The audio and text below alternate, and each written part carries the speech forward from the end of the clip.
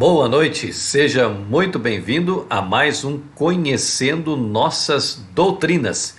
Este programa evangelístico, de todos os domingos à noite, nós temos então o privilégio de conhecermos mais uma doutrina da Igreja Adventista do Sétimo Dia, né? Nós vamos iniciar o nosso programa cantando esse belo hino de número 136. Cristo não tarda a voltar.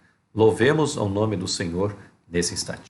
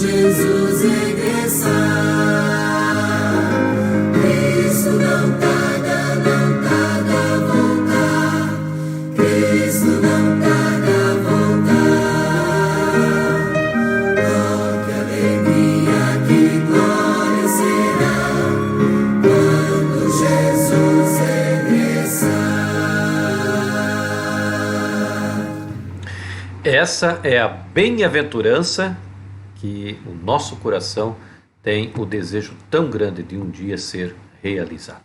Oremos ao Senhor. Bom Deus, bom Pai, te pedimos agora a tua presença nesse culto evangelístico em nome de Jesus. Amém. Todos os domingos nós temos esse momento especial que é o momento da saúde. São dicas especiais que são dadas para que nós possamos então viver uma vida com muito mais qualidade. Vamos então assistir mais um vídeo sobre a saúde.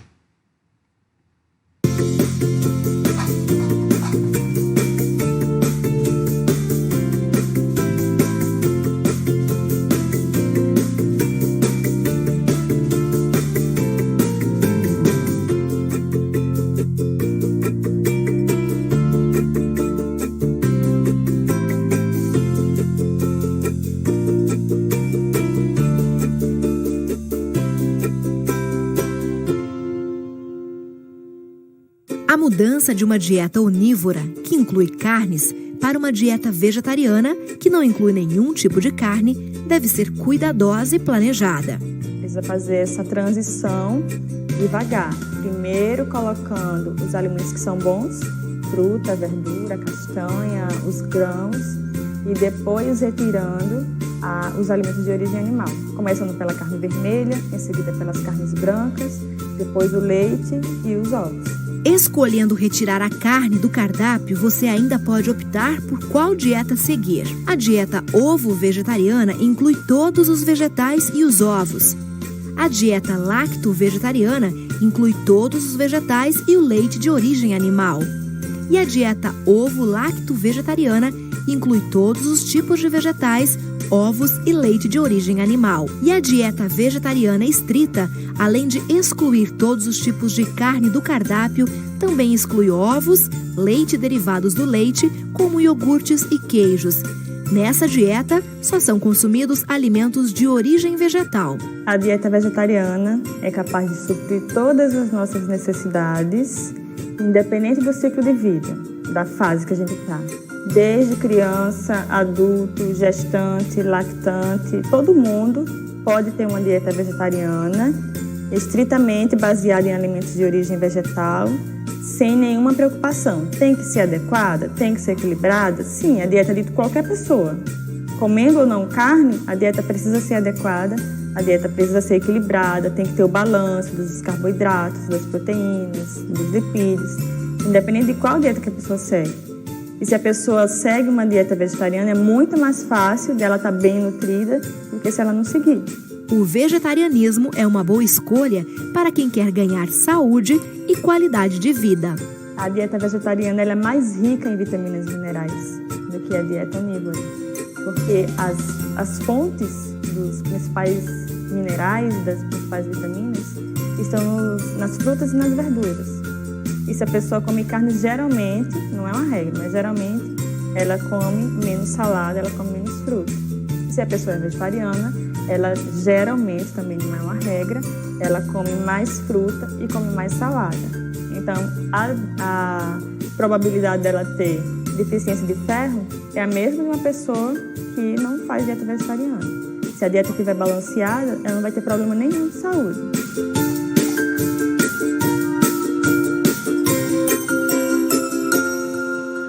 Mais uma, então, dica, para o bem-estar do nosso organismo. Muito bem, nós vamos agora pedir a bênção de Deus para a mensagem desta noite. Oremos. Bom Deus, bom Pai, te pedimos agora que venhas estar conosco ao abrirmos a Tua Palavra, em nome de Jesus. Amém. Muito bem, nós nesse programa estamos vendo então as doutrinas que a Igreja Adventista do Sétimo Dia tem no seu corpo doutrinário. E dessa feita nós temos então este assunto, mordomia cristã.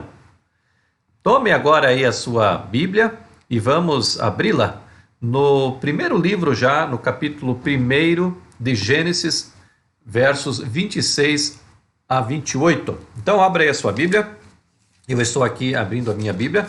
A nossa ideia desse programa é exatamente vermos se as doutrinas que a Igreja Adventista prega e coloca no seu corpo doutrinário estão de acordo com a palavra de Deus. Então nós não tomamos nenhuma outra literatura, apenas a Bíblia Sagrada para confirmar esta doutrina. E desta noite nós vamos ver a questão da doutrina da mordomia. Então, capítulo 1, versos 26 e 27 e 28 do livro do Gênesis. Diz assim: Também disse Deus, façamos o homem à nossa imagem, conforme a nossa semelhança. Tenha ele domínio sobre os peixes do mar, sobre as aves dos céus, sobre os animais domésticos, sobre toda a terra e sobre todos os répteis que rastejam pela terra. Criou Deus, pois, o homem à sua imagem, a imagem de Deus o criou, homem e mulher os criou. E Deus os abençoou e lhes disse, sede fecundos, multiplicai-vos, enchei a terra e sujeitai-a, dominai sobre os peixes do mar, sobre as aves do céu e sobre todo animal que rasteja pela terra. Aqui a palavra de Deus está nos dizendo que ao homem ser criado nessa terra, foi dado a ele a mordomia sobre todas as coisas, sobre todos os animais, sobre o jardim do Éden, aonde eles moravam. O homem teria domínio sobre toda a criação, e ele seria o mordomo do Senhor. O mordomo nada mais é daquele que está para trabalhar e cuidar das coisas do seu patrão. Quem é o patrão dessa terra? Quem é o dono dessa terra? O patrão ou o dono dessa terra é Deus, o Criador dos céus e da terra. Nós, seres humanos, fomos colocados para sermos mordomos, ou seja, cuidarmos das coisas de Deus. E muitas vezes a palavra mordomia, ela é colocada de uma forma errônea e até jactaciosa, né? Quando diz assim, a mordomia é alguém, ou é o estado de alguém que não faz absolutamente nada. Ele tem todas as benesses desse mundo, ele tem todas as coisas boas ao seu redor, mas ele não precisa fazer nada. Então ele vive numa mordomia. Isso pode ser um conceito para o mundo, mas o conceito bíblico sobre mordomia é que nós cuidamos das coisas que Deus fez, que Deus criou e que Deus deixou para que nós pudéssemos cuidar. Este é o conceito de mordomia. Olha esse texto aqui, o que nos diz: somos despenseiros de Deus, responsáveis a Ele pelo uso apropriado do tempo e das oportunidades, capacidades e posses e das bênçãos da terra e seus recursos que Ele colocou sob o nosso cuidado. Veja que interessante. Deus, então, como eu vos disse, Ele nos deixou a terra para que nós pudéssemos, como mordomos e mordomos fiéis, cuidássemos da terra que Ele criou, dos recursos que nela existem. Portanto, nós somos responsáveis por tudo que acontece nesta terra e pelo cuidado que devemos ter com a terra. Muitas vezes, ao jogarmos aí um lixo fora da lixeira, quando as pessoas que fumam jogam lá o toco do cigarro no chão, quando nós despejamos líquidos que não seja água, mas sejam poluentes, detergentes, bebidas alcoólicas, óleos vegetais e assim por diante na terra, nós estamos destruindo a terra. Quando nós colocamos aí fogo e provocamos queimadas, estamos destruindo a terra. Então Deus disse para nós que nós deveríamos cuidar da terra e que deveríamos ser realmente mordomos que fazem a coisa certa. Agora veja que interessante, amados irmãos, lá no livro do Gênesis, você já está aí com sua Bíblia aberta, capítulo agora 2, verso 15. Gênesis capítulo 2, verso 15 nos diz assim: tomou, pois, o Senhor Deus ao homem e o colocou no jardim do Éden para o cultivar e também o guardar. Veja, aqui coloca por terra todo esse conceito errôneo de mordomia que as pessoas dizem, porque aqui no conceito bíblico sobre mordomia, Deus colocou o homem para cuidar e trabalhar, veja, trabalhar no jardim do Éden. Então, muitas vezes, quando nós reclamamos, principalmente na segunda-feira, quando nós dizemos, quem que inventou o trabalho, porque parece que a segunda-feira é um dia tão complicado, começou a semana de trabalho, Então a gente diz, quem que inventou o trabalho? Ficamos bravos com isso, mas quem inventou o trabalho foi Deus. E Deus deu o trabalho para ser uma bênção para cada um de nós. E como reais e verdadeiros mordomos de Deus, nós devemos considerar o trabalho como uma bênção. Deus nos deu o privilégio do trabalho. É dele que tiramos o nosso sustento. Porém, devemos lembrar que tudo pertence a Deus. Apenas somos seus mordomos. Há muita gente que diz aí, olha, eu consegui esta casa maravilhosa, eu consegui este carro, eu consegui isso e aquilo outro, pela força do meu braço. Claro que você conseguiu pela força do seu braço, pela sua inteligência, mas não se esqueça que foi Deus que lhe deu, força e inteligência.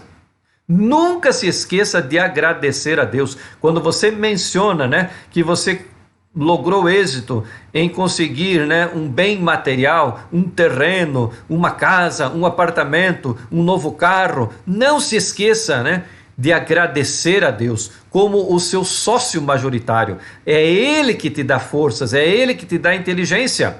Então você trabalha por causa da bênção que Deus lhe dá. E não se esqueça, tudo, absolutamente tudo pertence a Deus. Já parou para imaginar que quando a gente morre, nós não levamos, a não ser, para os homens, né, uma camisa, uma gravata, uma calça, né? As mulheres, quem sabe, um vestido e nada mais. Para o túmulo. Você não leva o seu apartamento, você não leva a sua casa, você não leva as suas fazendas, você não leva nada para o túmulo. Apenas, quem sabe, uma roupa para você estar ali dentro do caixão. Então, amados irmãos, nada nos pertence. Tudo pertence ao nosso Deus. É Ele quem nos dá. Agora, resta saber se nós realmente desfrutamos dessas bênçãos com um coração agradecido e o fazemos da melhor forma, né? Mais uma vez, o outro texto bíblico, agora em 1 Crônicas, capítulo 29, verso 14. Abra aí a sua Bíblia, está aí para metade da Bíblia, né? 1 Crônicas, capítulo 29. 1 Crônicas, capítulo 29, verso 14. Olha o que a palavra de Deus nos diz aqui. Acharam? 1 Crônicas, capítulo 29, verso 14. Eu estou aqui, pronto. Porque quem sou eu e quem é o meu povo para que pudéssemos dar voluntariamente essas coisas? E olha o final do texto. Porque tudo vem de ti e das tuas mãos to damos. O que aqui Salomão estava dizendo para o seu povo? Ele estava dizendo, olha, queridos, tudo vem de Deus. Tudo vem de Deus. E para Deus nós devemos sempre ser fiéis e entregar a Deus. Sabe, amados irmãos, o que Deus mais despreza neste mundo é um coração egoísta. Mas o que Ele mais ama é um coração generoso, um coração agradecido. Nesta noite, eu quero te fazer esse convite. Tenha sempre um coração generoso, um coração agradecido, né? Veja esse outro texto. A mordomia é um privilégio que Deus nos concede para desenvolvimento no amor e para a vitória sobre, veja bem, o egoísmo e a cobiça. O mordomo se regozija nas bênçãos que advêm aos outros como resultado de sua fidelidade. Olha que interessante, né? Veja que a mordomia, né, é um desenvolvimento do amor e é uma vitória sobre o egoísmo, sobre a cobiça.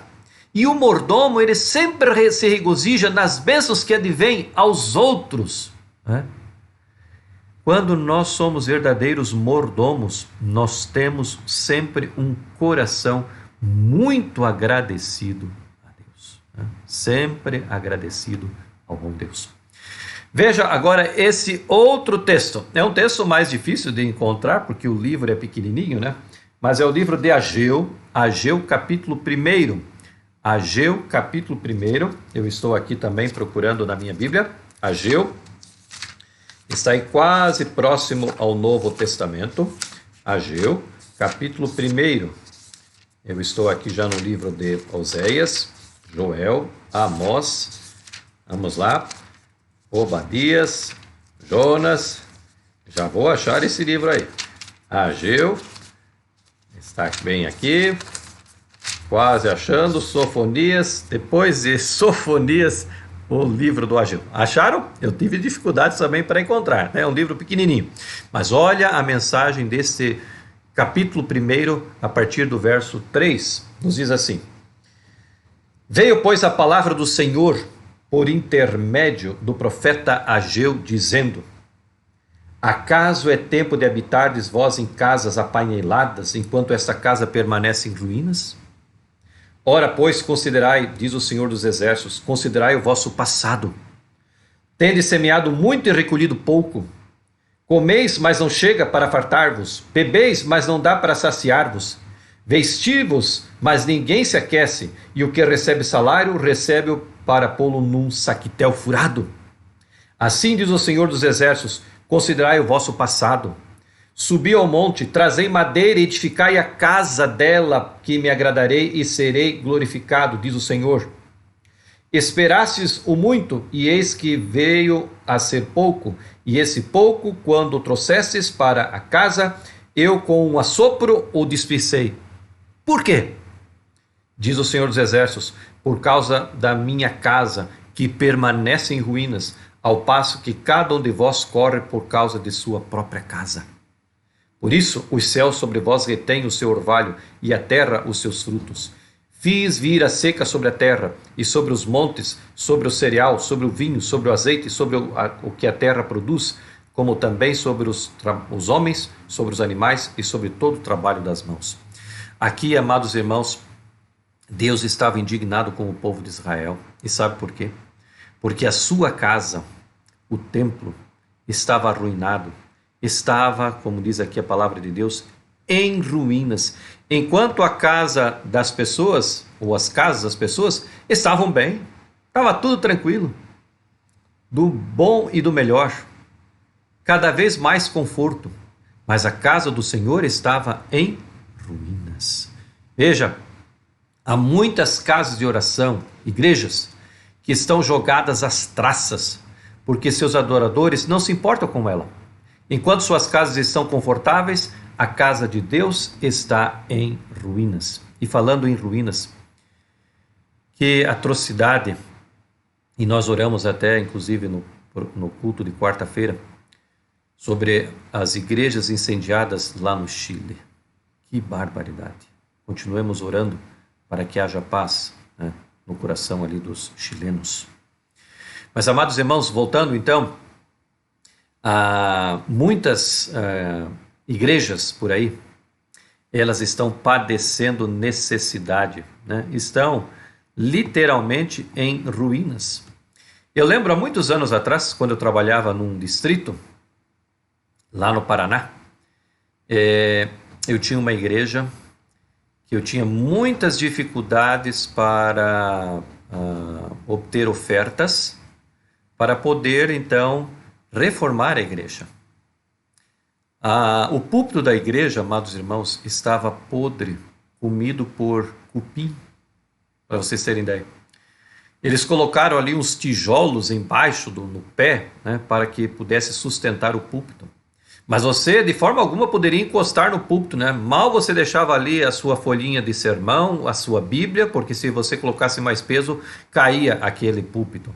E para ele estava tudo bem. Havia entre o telhado e o forro ninhos de morcego. E para eles estava tudo bem. E um dia, então, eu preguei sobre essa mensagem. Chamei a atenção daquele povo. E eu disse, irmãos, nós não recebemos nenhuma ajuda de governo, nenhuma ONG nos ajuda. Quem ajuda a própria igreja são os próprios irmãos, aqueles que estão ali adorando a Deus. E olha como estão as condições da nossa igreja. Nós precisamos urgentemente de uma reforma. E fiz um sermão muito apelativo. E teve resultado. Nós ganhamos, então, de um vereador, que o filho frequentava a igreja da cidade, um púlpito novo. Pensa no púlpito pesado, né? Eles levou um púlpito lá, muito pesado, mas duradouro. Fizeram, então, a limpeza, né, daquele telhado, e tiraram aqueles morcegos, pintaram a igreja, ela ficou nova em folha. Foi uma bênção. Sabe, queridos irmãos, nós devemos zelar pela casa do Senhor. Como fiéis mordomos, nós devemos cuidar da casa do Senhor. Sempre tê-la, né, bonita, ser a igreja mais bonita do bairro. Isso é de suma importância. Não vamos deixar a nossa igreja lá abandonada.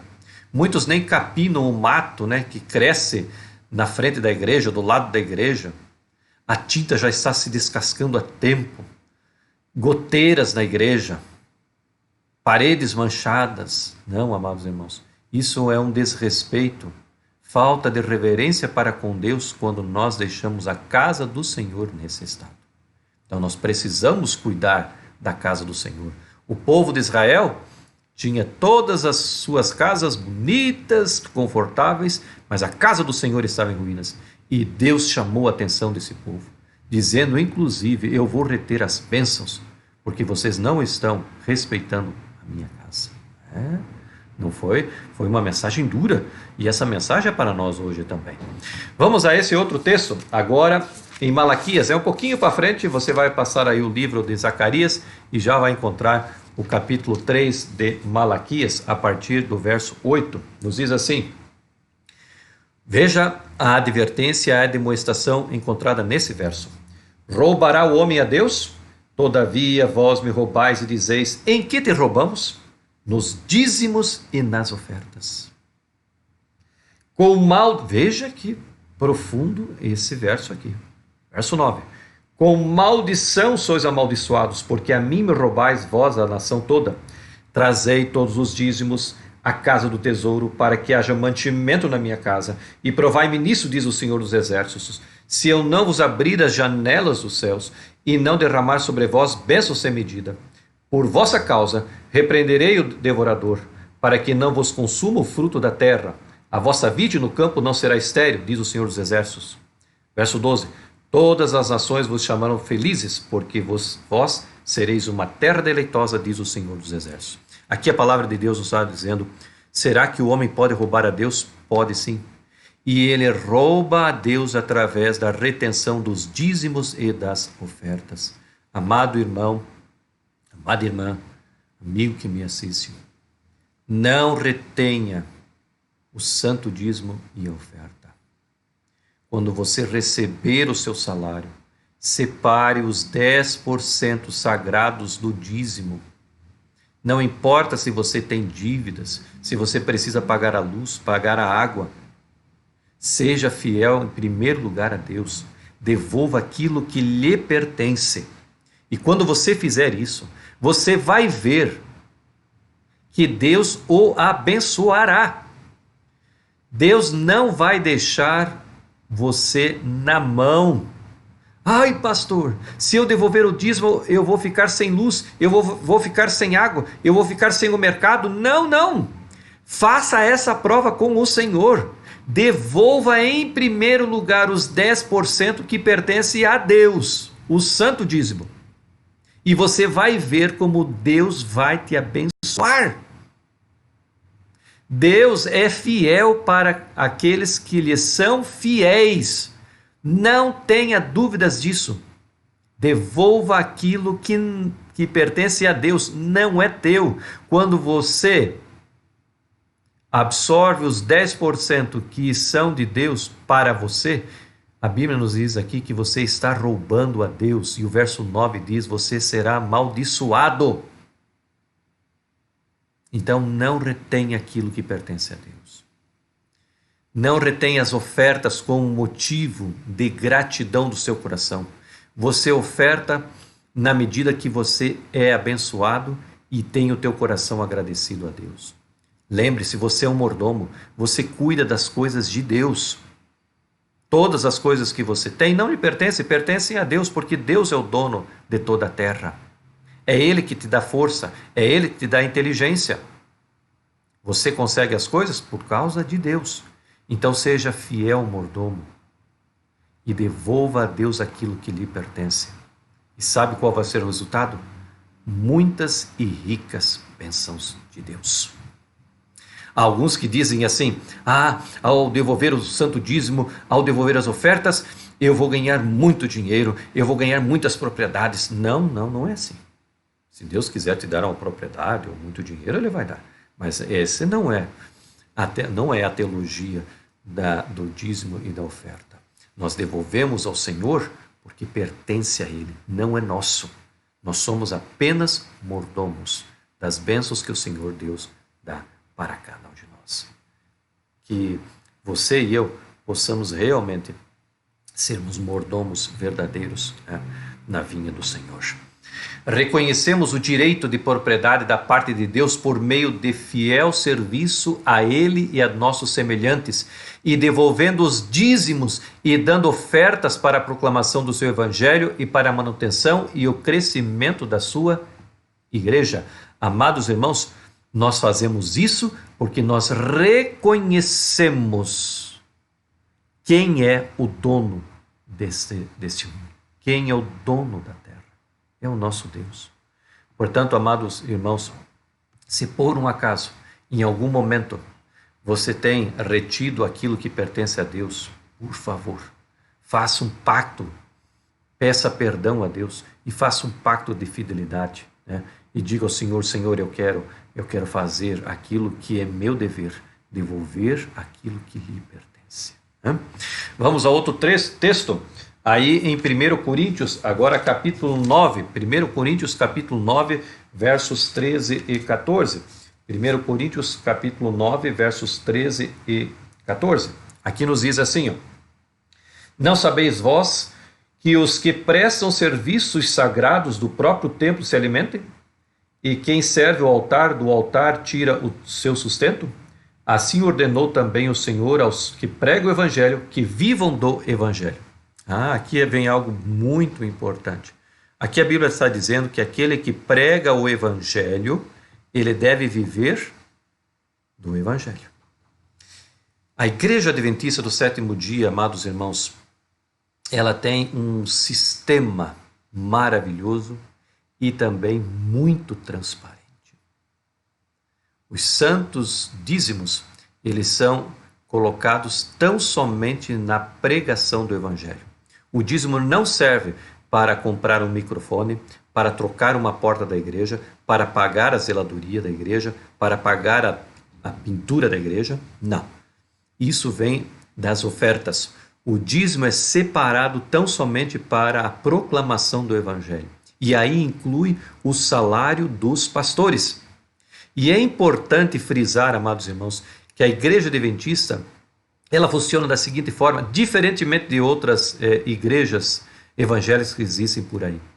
As outras igrejas evangélicas que existem por aí, o salário do pastor é de acordo com as entradas do dízimo. Então, um pastor, por exemplo, de uma igreja central evangélica, de uma capital, ele vai ganhar muito mais, o seu salário vai ser muito maior do que o salário de um pastor que trabalha lá numa cidadezinha pequenininha, no interior, né? O salário dele vai ser diferente. Agora, os salários do pastor adventista, eles são iguais em todos os lugares no Brasil. Todos nós recebemos o mesmo salário. E hoje, o nosso salário, amados irmãos, bruto, está em torno de R$5.000. Mas aí quando vem os descontos, o nosso salário chega aí a R$2.800, R$3.000. Por isso que é importante que a esposa nos ajude no trabalho, coisa parecida. Não é fácil. Eu lembro que, certa ocasião, eu conheci um pastor de uma igreja dessas evangélicas. Ele trabalhava aqui em Santa Catarina, próximo aí ao litoral, e o salário dele por mês era de R$17.000. E ele então conheceu a verdade adventista e foi lá para o NASP fazer teologia. E ele já entrou no 3º ano, porque ele já era pastor dessa igreja, ele tinha inclusive cursado a faculdade de teologia dessa igreja, que tem faculdade de teologia, porque há muitas igrejas dessas que dizem ter pastores, mas eles não têm formação teológica nenhuma. Mas dessa igreja tinha. E ele então já entrou no 3º ano. E eu então, conversando com ele foi uma vez almoçar na minha casa, eu morava próximo ao NASP, lá em Conchal, e conversando com ele me falou do salário dele, que ele recebia naquela época, R$17.000. E eu falei assim: meu amigo, você já viu qual é o salário do pastor adventista? Naquela época, nós recebíamos em torno de R$2.500 para 17 irmãos. E ele disse: sim, eu já vi, mas eu sei que Deus vai me sustentar. E agradeço a Deus porque em qualquer lugar do nosso país, todos os pastores recebem o mesmo salário. Não importa se ele é pastor de uma grande igreja ou se ele é pastor de uma igreja bem pequenininha lá no interior do Brasil, o seu salário é o mesmo. E mais, amados irmãos, você sabia que os pastores que trabalham nas regiões que nós chamamos regiões missionárias, né, como lá na Amazonas, como lá no interior do Pará, ou coisa parecida, aqueles lugares difíceis, de difícil acesso, o salário dele é um pouquinho maior do que o nosso. E deve ser, por causa da distância geográfica de uma igreja para outra. Há pastores adventistas aí que cuidam de 20, 25, 30 igrejas, né? Tem que andar de barco, né? Dias e dias para atender as populações ribeirinhas aí no interior do Amazonas. Então eles recebem um pouquinho mais. E é justo isso. Então, amados irmãos, a outra coisa, o pastor adventista ele não pode ter outra profissão e nem outro ganho. Ele tem que ser pastor 24 horas. Ele não pode ter nenhum outro trabalho. Diferentemente de outros pastores, né? Eu sou pastor, mas também sou contador. Eu sou pastor, mas também sou pedreiro. Eu sou pastor, mas também sou advogado. Eu sou pastor, mas também faço outra atividade. Não. O pastor adventista, ele tem que ser somente pastor. Então a Bíblia nos diz que aquele que trabalha e ministra no Evangelho, ele deve receber do Evangelho. Então, amados irmãos, que Deus nos abençoe a sermos realmente mordomos fiéis ao Senhor e que possamos colocar em prática aquilo que Deus pede para que nós façamos. Vamos encerrar o nosso precioso culto cantando esse belo hino do 534, no nosso cenário, 534, Salvo em Jesus.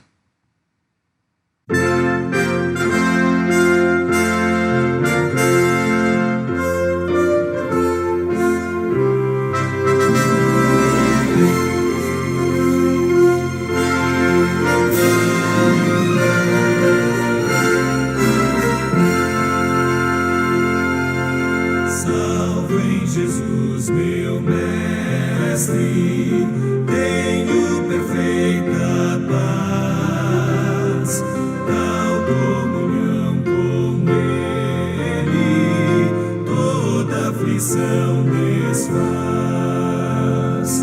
Ele me deu certeza da minha salvação. Oh, que prazer, que gozo enche meu coração, salvo em Jesus, meu mestre, tenho perfeita paz, tal comunhão com Ele, toda aflição desfaz. Cristo é minha vida.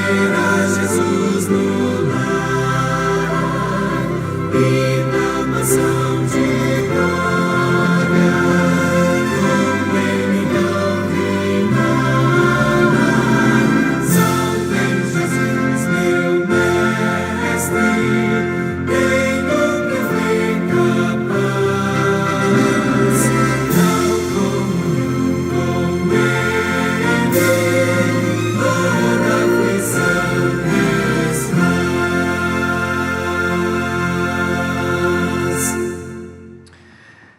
Como é bom vivermos ao lado do Senhor Jesus, né? Toda aflição Ele desfaz, porque Ele está conosco todos os dias. Oremos ao Senhor. Bom Deus, bom Pai, muito obrigado pela mensagem especial dessa noite. A mensagem sobre mordomia.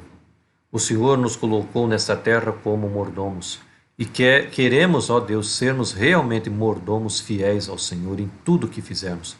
Que jamais, ó Deus, suba em nosso coração o desejo ou a intenção de termos as coisas e falarmos às pessoas que aquilo que nós temos é pela força do nosso trabalho, da nossa experiência, da nossa sabedoria, mas que possamos ser humildes o suficientes para responder aquilo que eu tenho, que possuo, foi Deus que me deu.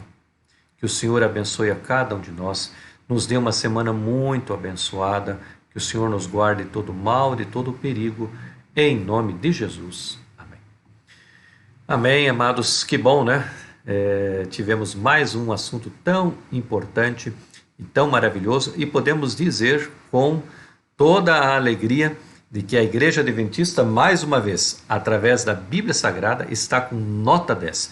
Esta doutrina, que faz parte do corpo de doutrinas da Igreja Adventista, está realmente de acordo com a Palavra de Deus, e nós vimos isso através da Bíblia Sagrada. Que Deus realmente te abençoe e que você tenha uma feliz semana ao lado de Jesus, e te desejo agora, então, uma boa noite. Que Deus esteja com você.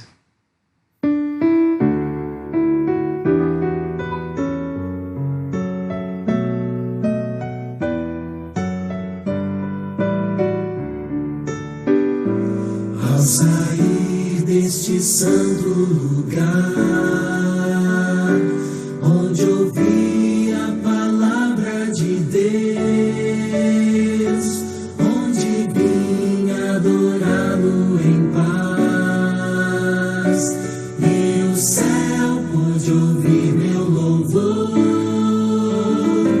Vou sair mais confiante em meu Jesus, mais fiel à lei do amor, pois aqui entreguei o meu coração. Minha vida agora está nas mãos do meu Salvador.